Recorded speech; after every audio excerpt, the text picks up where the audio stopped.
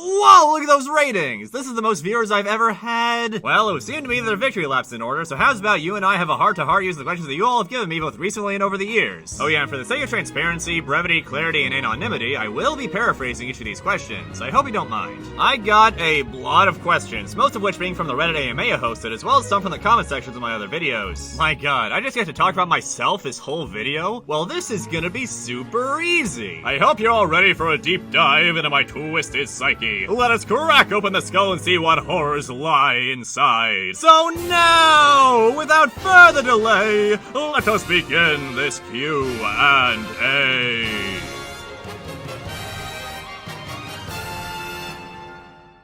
Who are your biggest inspirations for making videos? My videos are heavily inspired by the works of the mysterious Mr. Enter, Watcher of the 2000s, Fawful's Minion, Video Game Donkey, The Angry Video Game Nerd, as well as Mumpy Jones. We got Giant Baby, where we just film Monkey.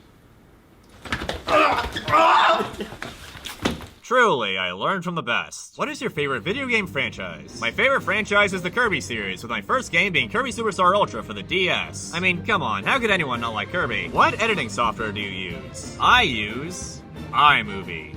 For iOS. I've used it for every video of mine, except Now You Don't, Stuck in the Middle with You, and the Lamps video, where I use Premiere instead. But everything else, the Everhood review, the Flash Games retrospective, Whispers, yup, that's all done in iMovie. I used Premiere a little bit for post-production for the Flash Games video, and tried to do it again for the Everhood review, but Premiere ended up screwing up that video super badly on export, so I just uploaded the iMovie version instead, and have been boycotting Premiere since. iMovie screws up way less often and is a lot more consistent in general, so I can work with its limitations. For instance, iMovie begins to lag and crash when there are too many clips on the timeline, so I always edit in chunks, never going longer than 3 minutes worth of lines. Then at the end, I add all the parts together and export that as the final product. It's the amount of clips that makes iMovie lag, not the length of the project, so this is perfectly doable. And iMovie does have other limitations, like how clips can be shorter than 0.4 seconds, or how there can only be 3 audio tracks max, but these can be worked around if you're crafty enough. And I am quite crafty. This is my recording setup right now, assembled from various chairs and stools down in the studio I go to. There's a designated spot for recording stuff with a real desk and everything, but it's useless because it's ironically the most echoey part of the room. Like, are you hearing my audio right now? It's terrible. The curtains catch a lot of sound, which is why I have to put everything in the corner like this. I record and edit the audio on my current iPad while I read the script off my old iPad, which I used to edit videos with up until number 7 of Top 10 Disturbing Things. Sometimes I forget to charge it and it runs out of battery during recording, so I bring my phone and a battery bank with me just in case.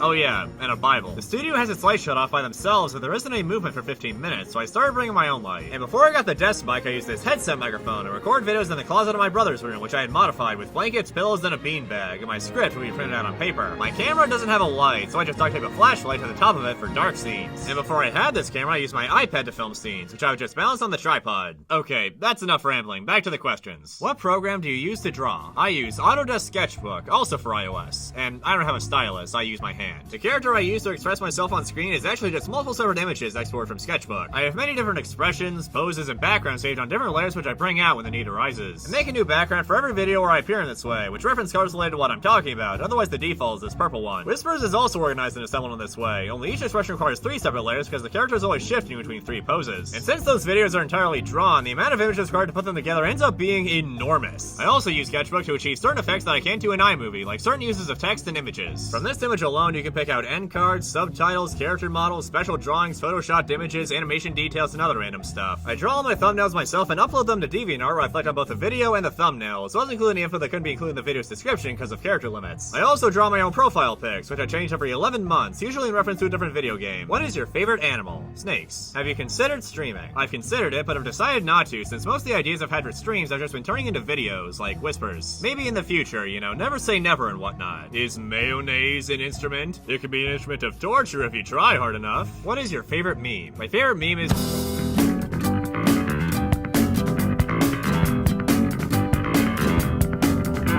What is your favorite comment you've gotten? I've gotten a lot of interesting comments over the years. I know it's easy to make fun of YouTube comments nowadays, but you have to understand that the majority of commenters are under the age of 18 and thus cannot vote. Plus, there's always the possibility that they're typing it up on their phone late at night while they're half asleep in bed. So I can forgive most comments for not always making the most sense or being a little weird, and I always try to be polite or at least funny when responding to them. So with that said, let's go over some comments now, shall we? Food War 2017, still waiting. That didn't happen. I'm being sarcastic. Well, I stole your face.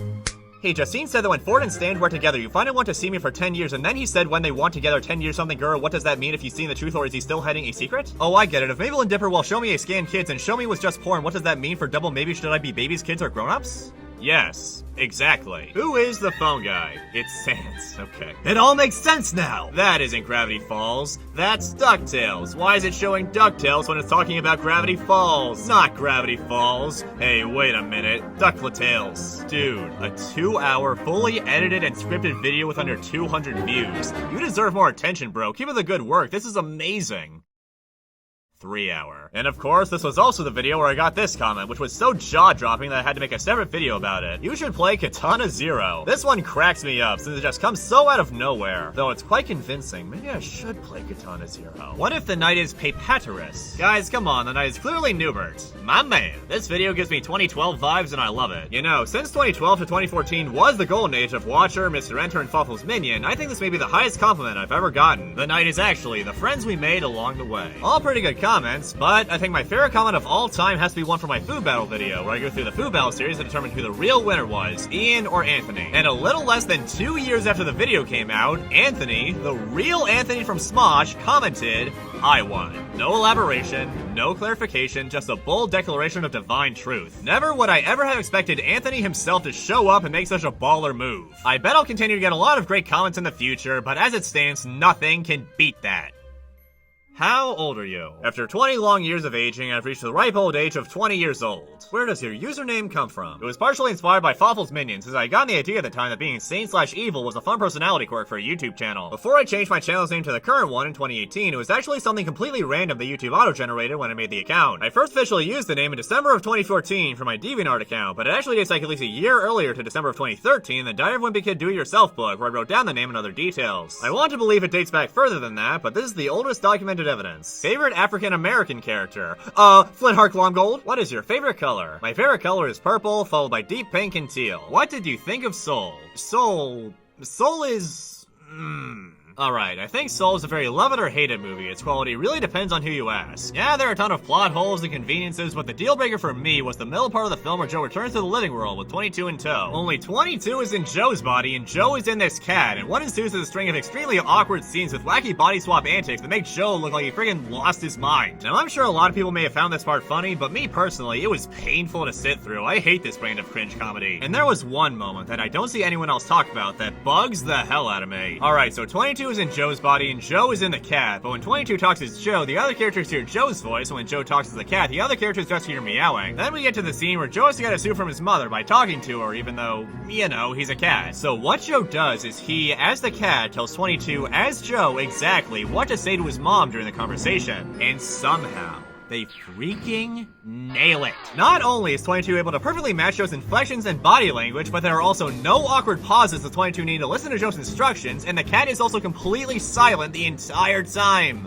How? If it's supposed to be like from his mom's perspective, then surely she would know it's the cat talking to Joe's ear for every response, or, you know, any meowing at all. Yes, it's just a contrivance to communicate one of the film's big ideas, but my suspension of disbelief can only go so far. After screwing up so many basic things in the scenes leading up to this moment, I cannot believe that they could have pulled this off.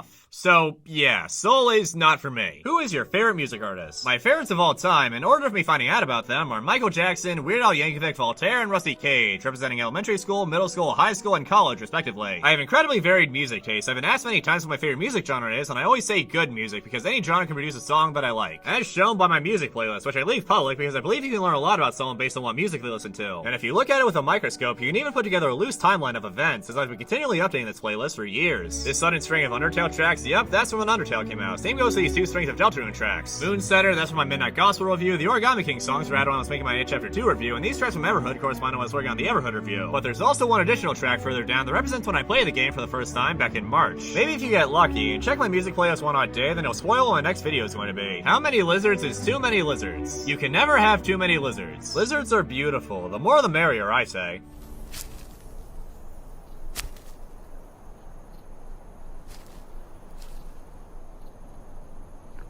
Do you watch Game Grumps? Yeah, I watch them on and off depending on what the current series is, and I've checked out tons of compilations and fan animations. But mostly, I'm still waiting for them to make a new episode of Kitty Love. Way to look for love. Over the weekends and holidays, there's a lot of family with little kids visiting, buttering the weekday.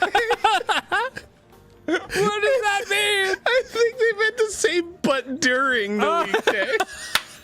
What is is your least favorite season? Summer. I really hate the heat, so naturally, the season with the most heat is my least favorite. Who is your favorite YouTube animator? My favorite YouTube animator is a tie between two people. The first one is Felix Calgrave, a literal wizard who uses magic to create mystifying animations. And the other one is Gooseworks, a literal robot who uses science to create perplexing animations. There have been two separate points in my life where I was just obsessed with Little Runmo or Double King because I was enamored by the artsiness of it all. The work of Gooseworks brings puppet animation to max level with the most detailed, fluid, and oddly squishy characters I've ever witnessed. And the work of Felix Calgrave is like a moving painting before you can get stuck on what it all means to throw something new at you that you didn't expect. Both feelings which are greatly helped by their keen senses of sound design.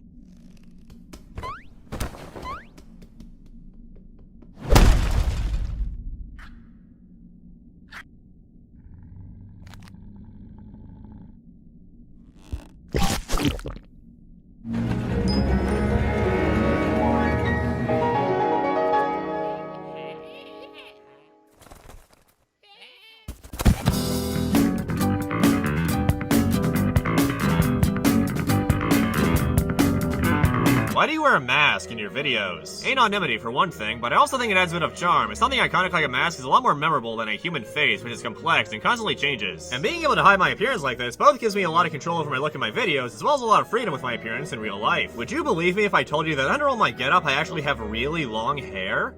Because that's not true. I could be lying though, the point is you wouldn't be able to tell. I also think it takes a lot of restraint to not do a face reveal, and I have a lot of respect for YouTubers that commit to not doing one. So with that said, will you do a face reveal? Okay, you got me. I guess I have to show you who I really am now.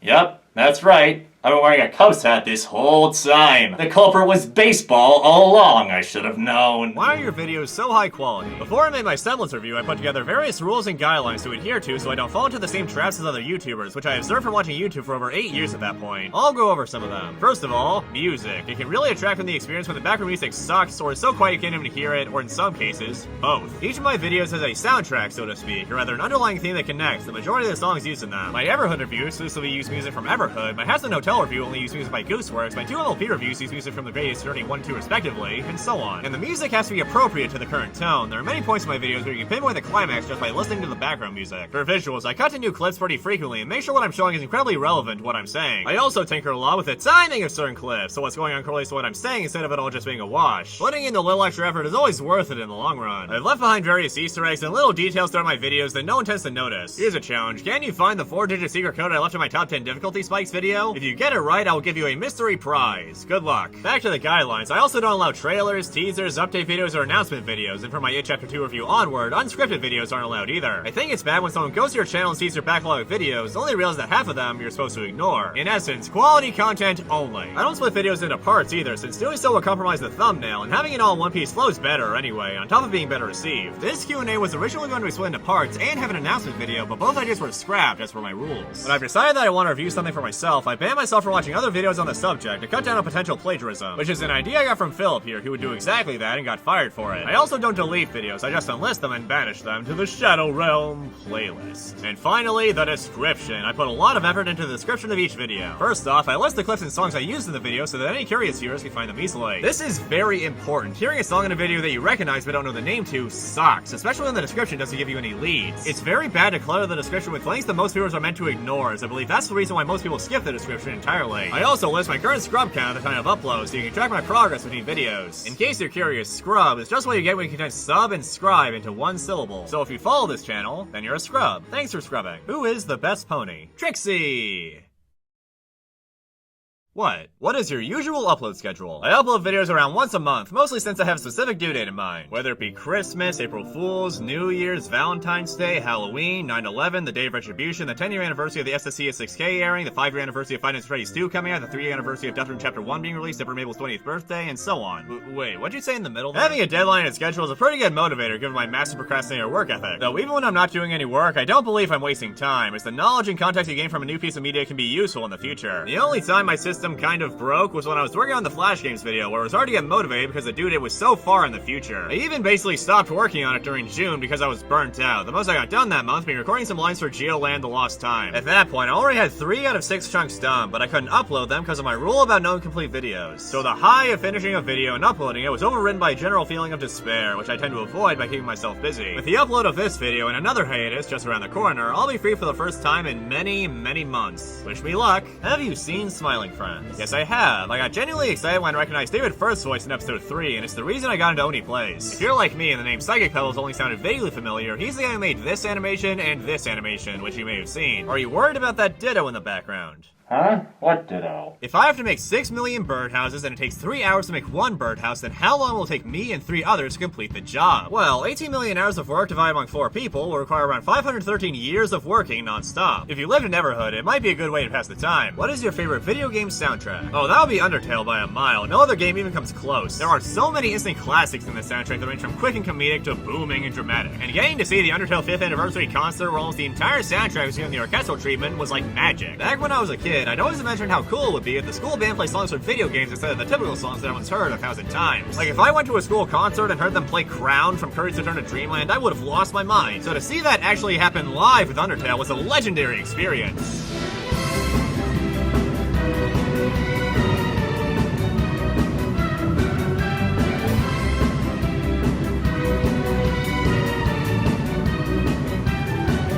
Does your channel have any cut content? Yes, I'll go through it all in order of how far each one got before being cut. First, I compile scrapped ideas, notes, and drafts in a separate document that I post to DeviantArt at the end of each year. And it compiles things I wrote during that year, too. So for example, the Flash Games retrospective, which was released in 2021 but written in 2020, is part of the 2020 cut scripts. I also post all my video scripts to DeviantArt as well, which have slight differences from the actual videos they're associated with, as things can change during recording or editing. And I have a policy that I don't edit scripts after I start recording them, so old details are left in stone. For example, the ending I used in Top 10 Films HD was originally part of the script for the SSCS6K review, but I decided it was too out of place for that video late into editing and put it in villains instead. The Flash Games video also had a fully written alternate ending that wasn't used. Next, there were 2 songs that I covered for my first Whispers video that I fully recorded and exported, but didn't include because I didn't think they were good enough. The songs were Now I Just Want You Gone as the finale and Trick or Treater Readers as the credits, which would be replaced by the Oogie Boogie song and Poor Jack, respectively. You've got your short, sad life left. That's what I'm counting on.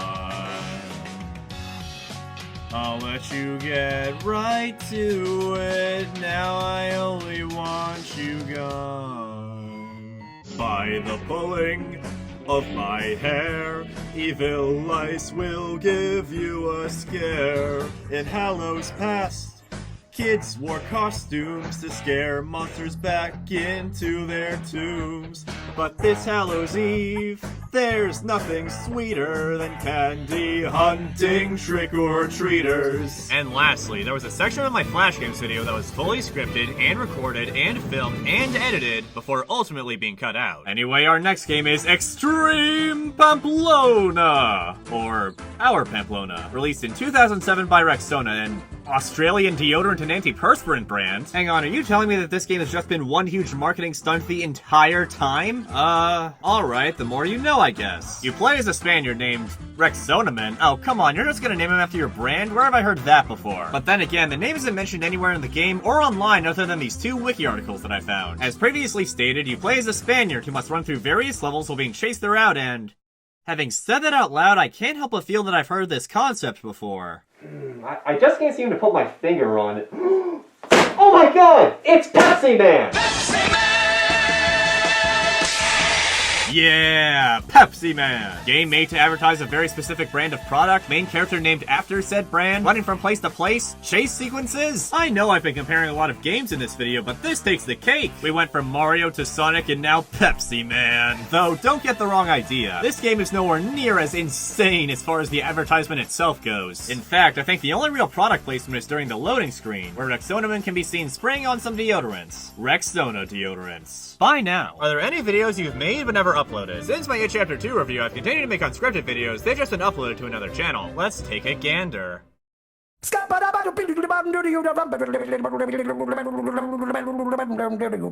Greetings, sir. Stop! Drop!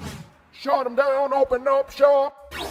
Oh, no! That's a Rough Riders roll! Stop! drop. Shut 'em down, open up shop. Oh, no. That's how Rough Riders roll.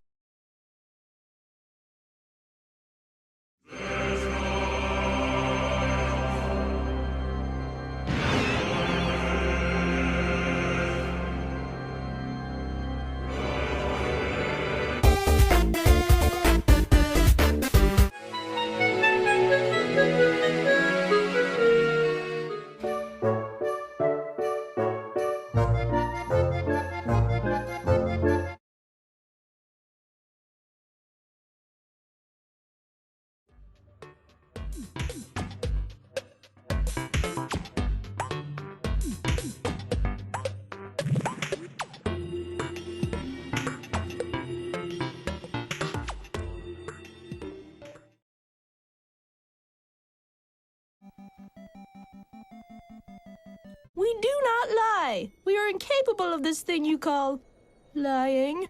I lie all the time. It's fun. It's fun for me, and it's fun for the people I'm lying to. I tell them I'm sick, and then I secretly move to a new town without telling anyone. And then, after a while, my old friends who think I'm dead see me on TV with a new hat and a color that looks really, really good on me. Have you seen Unbreakable? No, but I have seen Split. Do you plan to do any more theory videos? I'm afraid I'm a bit theoried out at the moment. Will you do any Let's Plays in the future? Maybe. Do any of your characters have names? Yes, but only internally, like in the script for the video or sparse details on DeviantArt. What is the hardest part of making videos? Recording, without a doubt. I like to think of each step of the process as like playing a different video game. Scripting is like playing Minecraft. You can do anything, but there is a method to the madness. Editing is like playing an RPG. Any RPG, really, where you have to do a lot of grinding and long work, but eventually you'll be done. And recording is like playing Celeste. Some lines aren't so bad, but others are really tough, and you'll find yourself messing up over and over. Sometimes you get it right on your first try, other times you're stuck for like 10 minutes, and then other times you think you've beaten the line, then you look back and you're like, crap, I missed a strawberry. And so you gotta go back and re-record the level and do it right this time. And then when you're going through the audio during editing, you find out there was a part you didn't know existed, so you have to backtrack to the recording studio to get it, otherwise the video will have a critical error in it. Meanwhile, other people are way better at speaking Celeste than I am and can record an hour-long video in an hour, which normally would take me 36 hours for it to cost 12 days. So anyway, here's some bloopers I decided to save. Santa Claus, huh? Oh, I'm really scared. So you are the fuck. Why do I keep fucking that shit up? Followed by a double jump, a horizontal rocket booster, a vertical rocket booster, and a vertical missile. From Tucker, who somehow doesn't recognize... Favorite character in Don't Starve Together? Weber! His main perk is that he's a spider monster, so mobs like pigmen, bunnymen, and caccoons will always be hostile instead of neutral, but any kind of spider enemy will be neutral instead of hostile, which is awesome because spiders are everywhere. In the waterlogged biome, if you pick figs off the mossy vines, they'll alert sea strides to come down and attack you, making this area decently dangerous. But as Weber, traversing this area could not be more relaxing since the strides are friendly to him, so you can just explore this place to your heart's content. Look at this, because his mouth is so big, his eyes are placed higher up on his head than other characters. So when he puts on a hat, it covers up most of his eyes. It's almost like the hat is too big on him. Adorable. What is your favorite video that you've made? I really love the Whispers videos. They're incredibly involved and complicated to make, but they've always turned out great. It may not look that impressive at first, but know that these videos aren't actually animated. What you see on screen is just very complex editing, which, yes, is all done in iMovie. And logically, being the polished sequel, Whispers 2 is my favorite between the two of them, even though it was age-restricted for containing themes of tying knots. What is the weirdest movie you've seen? Well, there was this one movie I saw on Netflix.com called A Whisker Away, about a girl who is turned into a cat by a cat wizard and then uses her new powers to spy on a guy she likes, which is a plot they stole from my favorite game, Kitty Love. Way to look for love. Haha, good luck. His black cat said that he disappeared like a smoke. Cats or dogs? Dogs. What got you into reviewing? When I was 12 years old, I started watching The Mysterious Mr. Renter for his SpongeBob reviews and his other reviews too. Before he started making reviews on a variety of things, he was primarily an MLP review channel, and I noticed these videos but didn't watch them because... take a guess. Then after a while, I got curious and decided to check them out. And then eventually I was just like, to hell with it, and started watching full episodes. Around this time, I also began watching other MLP reviewers. Voice of Reason, Dr. Wolf, Golden Fox, Anthony C, Silverquill, Lightning Bliss, and many more were all reviewers I watched. I saw dozens and dozens of reviews and collabs and other videos and more. But eventually, I started to notice that despite how many different reviewers I was watching, none of them really seemed to notice the things that I was noticing. Actually, a lot of them just sort of repeated each other. And so I decided that one day, I would make my own reviews, but with blackjack. correct. And hookers. I had gotten it in my head from Golden Fox, Mr. Enter, and Lightning Bliss that YouTubers should have a DeviantArt account for journals and uploading artwork and whatnot. So on December 7th, 2014, I started my very own DeviantArt account and uploaded this masterpiece. My plan was that I would spend my time getting good at art and then use my new acquired skills to start making YouTube videos when I was 16 and owned a mic. Then lo and behold, 4 years later, I uploaded my Semblance review, and the rest is history. Are you a good person? No. Can we trust that anything you say is true? No. Do you put ketchup on your hot dog? Yes. Will you review any more MLP episodes? No. I have a policy that I can only touch a topic once or twice and then it's said to me. This is meant to avoid being pigeonholed as a certain type of channel, thus preventing me from making other kinds of videos and still being successful. Plus, I'm kind of out of material that I could talk about in depth anyway. I mostly covered Tanks for the Memories in the SSCS6K because I thought they were overrated and wanted to shed some light on their many faults. I suppose going by that logic, there's Mending Fences, which is also pretty overhyped in my opinion. It's supposed to be a very relatable episode, but the premise is that Moondancer here shut herself out from the world because she threw a party way back when, and Twilight didn't come. Oh no, only 3 out of your 4 friends came to your party. Let me play a sad song for you on the world's smallest violin. She set up all this shit, and then it's just like, whatever. The friend I actually like didn't show. What an asshole. Yeah, that's right. I called your waifu an asshole. Oh yeah, and there's also Shadowplay, which is probably objectively the worst episode of the series, but I gotta stop somewhere. Is your avatar based on what you look like in real life? Sort of. It's based on how I imagine myself to look for many years as a kid. It was always the same in my head, it's just relatively recently that I brought it into reality. Behold! The original design from 2014!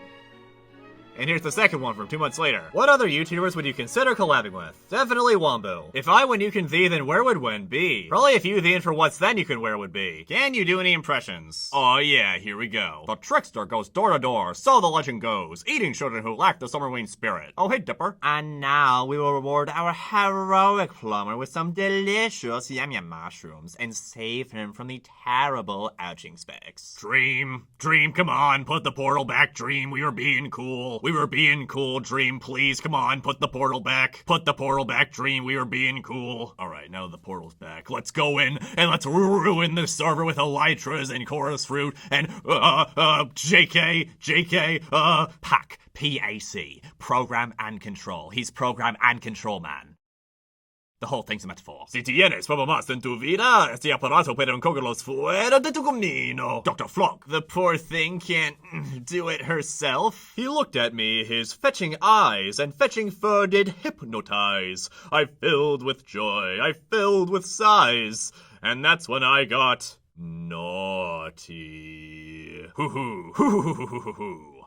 They have not heard the last of the quack. I always wondered what would break first, your spirit or your body, or the Dallas Cowboys. Incorrect. The Steelers have won the most games at Gotham Stadium. I'm gonna blow up Gotham Stadium. Americans are very easy to control. Now, finish them off, my mind slave. Whatever you say, Mr. President. Humanity is our enemy, Goliath. I know you're the one who brapped at Donovan's pool party, Goliath. Hey, you fixed it. That Bubs is a computer genius, man. Hello there, chops. I'm David Firth. I animate things. I may have a burnt face, but that doesn't mean I can't fight crime. Yes, I am Shrimp. That is my name. Sigh, my girlfriend just broke up with me. I am heartbroken.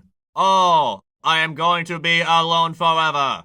Yoo-hoo-hoo-hoo-hoo. Yeah! I'm burning mad. I'm steaming mad. You laughing at me? You laughing at me? Look at how many people you've killed in only 5 days. Most are reluctant to write this much. Apples from the human world are worth the trip. What's the best way to describe these? Juicy? Armo Justin? It's Armonia, Justin. Okay, I've got a little problem. I went to the old man, the king, to report that I lost my notebook, but after I described it to him, the old man said that Ryuk said it was his, and that he had dropped it and took it. So, what do you think I should do to get it back? Guess you have no choice but to find Ryuk and ask him yourself. Yeah, that's what I thought. So, I guess I have to go to the human world. Yep, that's right. Have fun. Well, that sucks. What in the world are you planning to do, Light Yagami? Once you take hold of that notebook again, all of the memories of what you did at Donovan's pool party will return at once. Now, both of you stop that. Listen, Violence is never the right answer, except when dealing with heathens and monsters. And there is nothing more arousing than the sounds made by prisoners of war dropping like flies, screaming in agony as they're mowed down by air-piercing schmeissers. Don't be shy, ladies. Your nemesis is here, right in front of you. Don't squander this moment. Wreak delicious revenge upon me. Or am I too much for you? Beef jerky! Great flaming eyebrows! What is a man? A miserable little pile of secrets. But enough talk. Have at you! Alright, that's enough. Oh, that's a shame. You were doing a first-rate job. Favorite bug? Well, I think it's obvious. It's Devin! Oh yeah, Devin's here, our Lord and Savior. Who is your favorite Smash Bros. Character? My favorite Smash Bros. Character is Piranha Plant. It's tons of fun to play and it had the most hard-hitting reveal in the franchise's history. Someone even made an AMV with Piranha Plant to the tune of Naruto Opening 16, which coincidentally is my favorite opening from that show. Where is Sans Undertale? I don't know. There he is. What do you think of Hell of a Boss? I think it's a little hit and miss. Some episodes are great, with great comedy, good action, and incredible animation, and others are kind of overridden, with way too much extremely detailed dialogue that can break the tone of some scenes. I can't get over the ending of Truth Seekers, where Moxie and Blitz get captured by the FBI so they can prove that demons exist, which already, like, hello, the pilot, anyone? And then it ends with Stola stepping in and saving them by scaring the two FBI agents, saying, haha, everyone will just think they're crazy, lol, let's just not kill them and leave. But then, immediately after, the two agents get up and are all like, oh sweet, now we have this mountain of evidence that demons exist. And I'm like, what the hell? Really? None of you thought there might be cameras in this government facility and that maybe you might need to deal with that? Why'd you even let them live? You or any one of the others could have killed them easily without needing to bank on people thinking they're crazy. Why the sudden laziness? You are chewing the imps out for getting caught not 15 seconds earlier and you're being this careless? This is such a cheap ending that only serves as a last second cliffhanger and makes Stolas look like a huge idiot. But on the other hand, Lululand is almost perfect. It centers around Stolas' relationship with his daughter Octavia, which is strange since Stolas cheats on his wife on the reg. So he tries to reconnect with her by taking her to Lululand, with the imps serving as security. But it's made increasingly clear as the episode continues that Stolas only hired Blizz's crew so he could hit on him throughout the day, while Octavia is sort of ignored and is miserable as a result. Until eventually she's had enough and runs off, and Stolas is forced to confront how his actions affect his only child instead of just ignoring it like he had been. It's a story with a strong emotional core that's really resonant and relatable. Despite only appearing in this one episode, Octavia is definitely my favorite character in the show. You see the angst and what she's going through, but you also see the long history she has with her family, which makes you empathize with her even more. And then, of course, there's the song, which is certainly the best in the show. It's a slow ballad featuring Stolas telling Octavia that everything's gonna be alright, and then when it ends, it's smash cuts to 12 years later, with Octavia being woken up by her parents screaming. It's brilliant. If I had to rank all the episodes so far, it'd probably be like this. I am not sorry. Oh yeah, and speaking of Stolas, does this sound familiar? Quiet, Blitzy. Good night, my little beauties.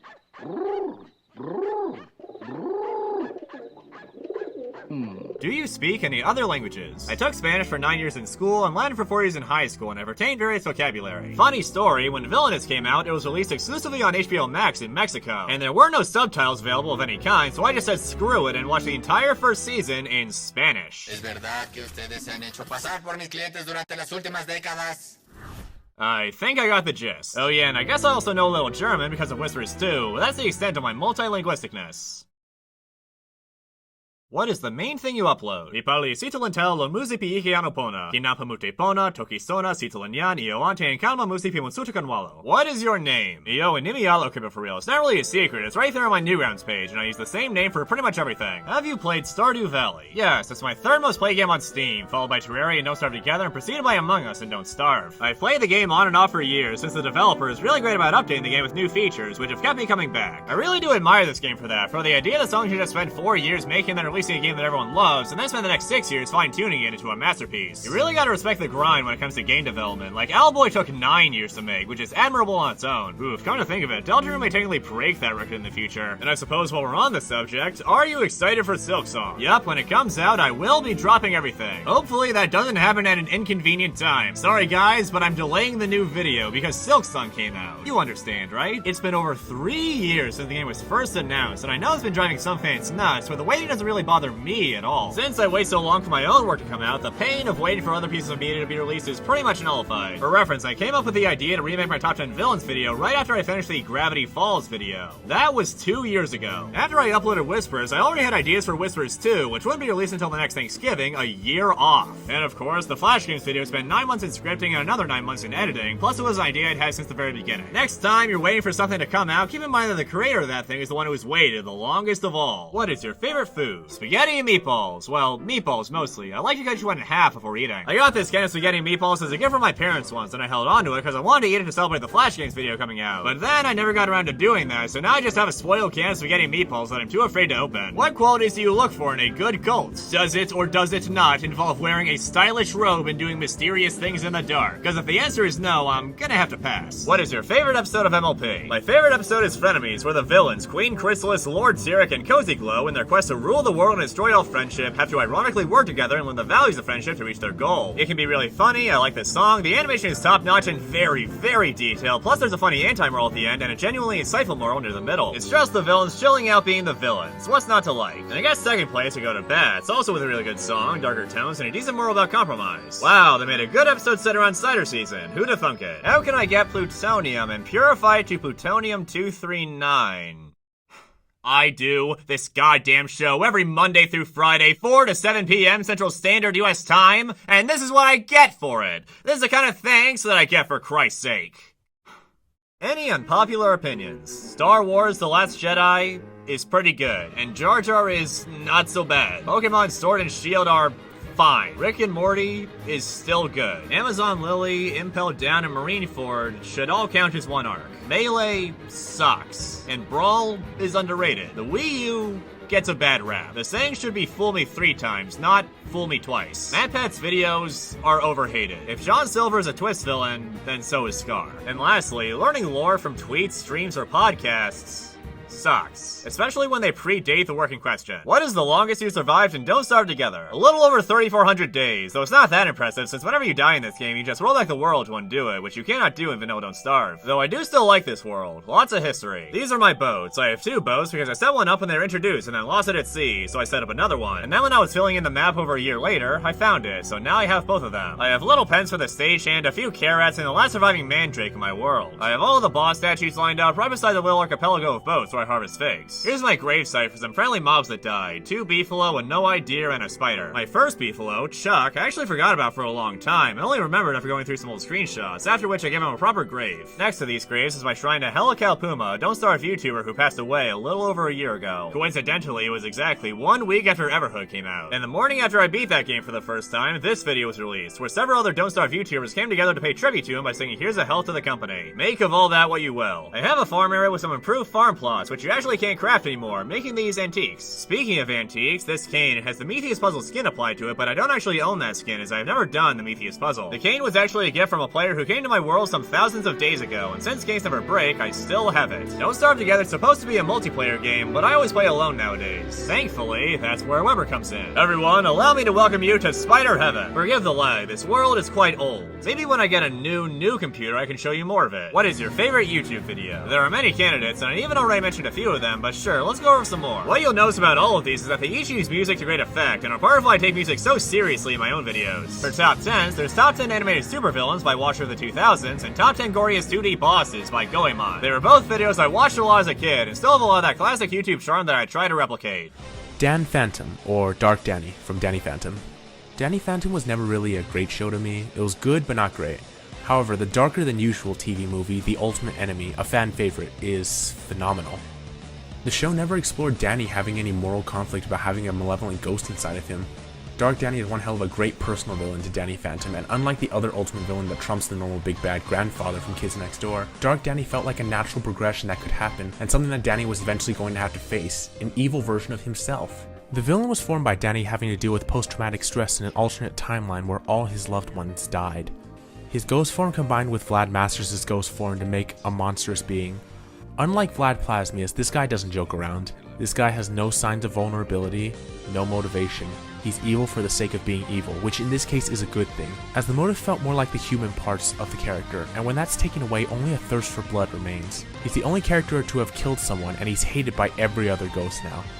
He's gone all history of Trunks' future on the Earth now, and depopulated a large percent of the planet and makes humanity his toy. He's got Eric Roberts doing that sick voice too. What? Go back with them? They're doomed anyway. And you aren't going anywhere if you can't remove your time medallion. In fact, you aren't going anywhere at all. Splatterhouse, now on the Virtual Console.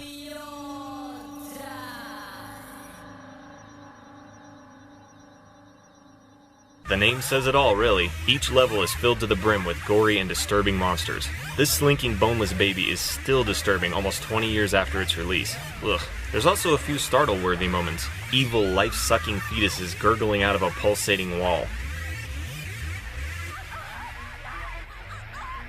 When you finally find the girlfriend you've been trying to rescue, she makes a horrible transformation into a wicked-looking monster with skin hanging off her bones and an exposed brain.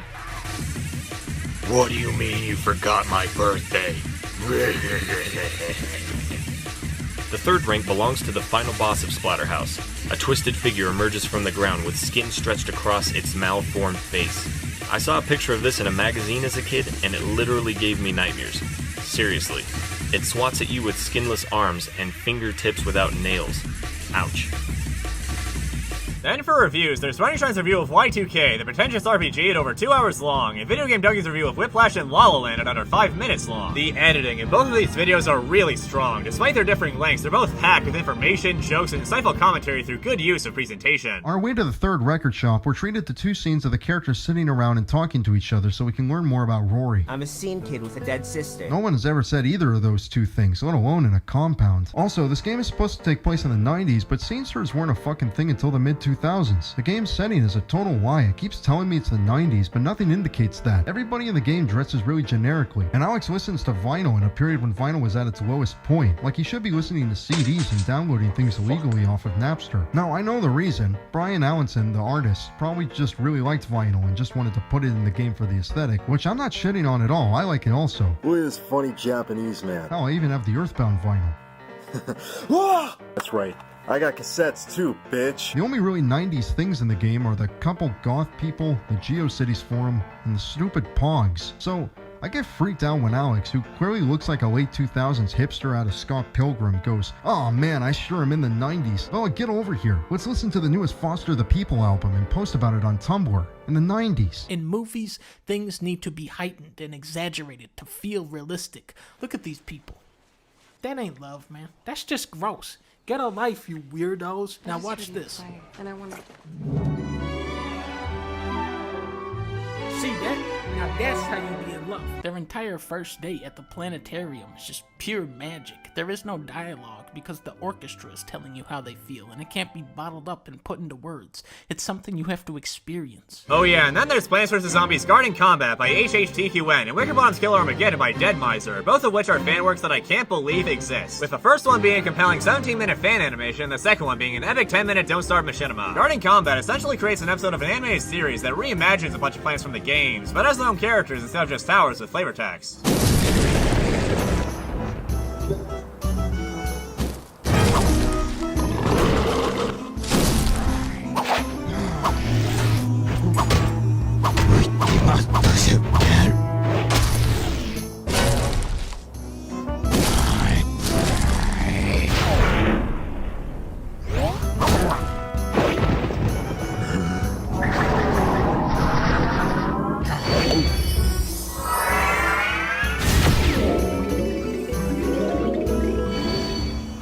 Killer Armageddon tells this incredible story of revenge and loss without a single word, and the score really sells this one. I'm telling you, music is a powerful tool, don't just ignore it.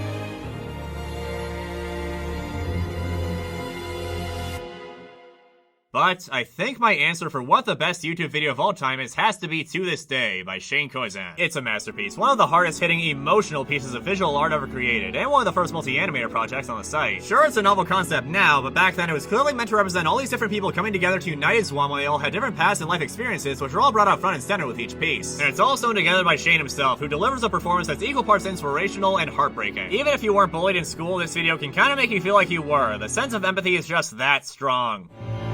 Every school was a big top circus tent, and the pecking order went from acrobats to lion tamers, from clowns to carnies. All of these miles ahead of who we were freaks. Lobster claw boys and bearded ladies. Oddities juggling depression and loneliness, playing solitaire, spin the bottle, trying to kiss the wounded parts of ourselves and heal.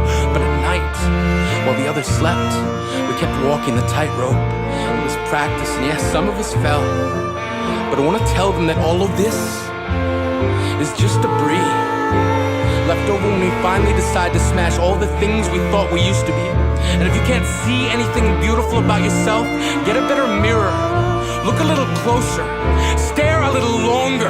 Because there's something inside you that made you keep trying despite everyone who told you to quit. You built a cast around your broken heart and signed it yourself. You signed it. They were wrong. Because maybe you didn't belong to a group or a clique. Maybe they decided to pick you last for basketball or everything. Maybe you used to bring bruises and broken teeth to show and tell but never told. Because how can you hold your ground if everyone around you wants to bury you beneath it? You have to believe that they were wrong. Do you have a question for us? Yeah. What do you think of me and my videos? I have absolutely no idea how my videos are received since they tend to get very few comments, so I can't actually tell what the consensus is. Not bad, hey? You look fat on TV. Thanks. Thanks for that. What are the biggest mistakes you've made in past videos? Okay, let's go through all of them in order. Isn't Jeremy one of the missing children? Yes, in my Who is the Phone Guy video, I concluded the phone guy's true identity is Jeremy Fitzgerald, the player character of Five Nights 2, and I used the gravestone reading Jeremy from Pizzeria Simulator as evidence that he's dead. What I forgot about is that the set of graves from that game is meant to represent the missing children that were slain by the purple guy, one of whom just so happens to be named Jeremy, but like, a different Jeremy. I mean, realistically, Phone Guy Jeremy probably does have a grave, it's just not this one. Honestly, this one kinda pisses me off. It's just so stupid that Sky used the same name twice for no reason. And then in Five Nights at Freddy's VR, there's another Jeremy who kills himself, thus making it impossible for him to be the same person as the other two Jeremys. And why the hell do the graves only have one name on each of them? What, none of the missing children had last names? If the grave had just said something like Jeremy McBumpersnazzle, then I probably would have made this mistake. Though I can't give Scott all the flack because I opened the video by saying that all the evidence I needed for the theory was right there in Five Nights 1 and 2. So suddenly using evidence from the 6th game, thematically, was a huge miss. I mean, technically I was right, since the evidence from Pizzeria Simulator is being thrown out and the theory still has legs to stand on, but it does still say that there's an error in not only one of my most popular videos, but a theory I've held onto since 2015. Truly, this is my greatest failure. Isn't it impossible for Claus to have put the trinkets in the graveyard? Yeah, in my What is Claus video, I claim that Claus got a bunch of his gear by looting graveyards and then leaving trinkets in the graves in their place. I also claim that Claus was created by Charlie, who was responsible for making most of the monsters exclusive to Don't Starve Together. But therein lies the contradiction. You can find trinkets in graveyards that regularly don't star, which takes place before Charlie takes the throne, and therefore before Claus even existed. There was no tampering. The trinkets really are just supposed to be there. Jeez, what is it with me and graves? Whenever there's a graveyard involved with a theory, I really drop the ball. I guess I'm lucky though, because none of my mistakes so far have been theory busting, so to speak. In other words, you can just ignore them and everything else will be fine. Isn't Nifty an adult? Ugh, this is a painful one. Okay, so in my Has Been Hotel review, when I introduced Nifty, I said she was a child. She's incredibly hyper, naive, polite, she doesn't understand that Angel's a dude. Oh yeah, and she's like a foot tall. So, given all of that, I assume that Nifty might be a small person. So, how was I supposed to know that she is actually 22 years old? She's older than me? The only way I could have known that would be if I had just so happened to have looked at the wiki. This one isn't even fair. It's information that wasn't in the pilot, so I ended up making an ass out of you and me. Like, seriously, how could you possibly? Why don't you come along and see it with me? You brought about the end, the one willingly, sparing you to see it will be my mercy.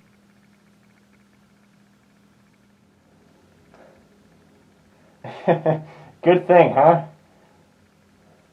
What about the man in the car? If you got the egg in chapter 1, then the man will reappear in a car at the start of chapter 2, right? Yeah, I did forget about that. I think I knew about it, but I didn't know me and the man behind the tree and getting the egg directly triggered it. Though, this new evidence does not debunk anything I said, since I did say that the man behind the tree was a lightener, and this seems like proof of that claim. Lucky me. Isn't the bunker sound supposed to be sped up by 666%? This one is weird, because it didn't actually make any claims or say anything at all about how the bunker noise should be sped up. I just said how much I sped it up by in the footage. Maybe they thought I took the footage from someone else and then plugged it into my video and got the number wrong, but no, I did actually speed up the footage myself. And since it's not possible to speed something up that specifically in iMovie, the closest I could get was 7 times speed. Frankly, I should have just lied and said I did speed it up by 6.66 times, even though the pitch and the speed weren't accurate. Me and my damn honesty, man, I can't catch a break. I should just lie a lot more from now on. Like maybe answering a question that I came up with next, and then just pretending that someone else asked me it. Since no one's gonna check my comment sections of the Reddit post to find out where it came from. But I can't do that. Because I've been doing it this whole time. There never was a Reddit AMA. That was just a ruse. I said that the questions posted on the villains video get special treatment over the other questions, but what that actually meant is that those are the only questions I answered directly from you. And you know, if the knife video hadn't blown up, I'd still be in the 700s at this point in time. And it's a good thing too, as I was quite pressed for ideas this April Fool's Day. So, from the bottom of my heart, thank you. This whole charade wouldn't have been possible if it weren't for you.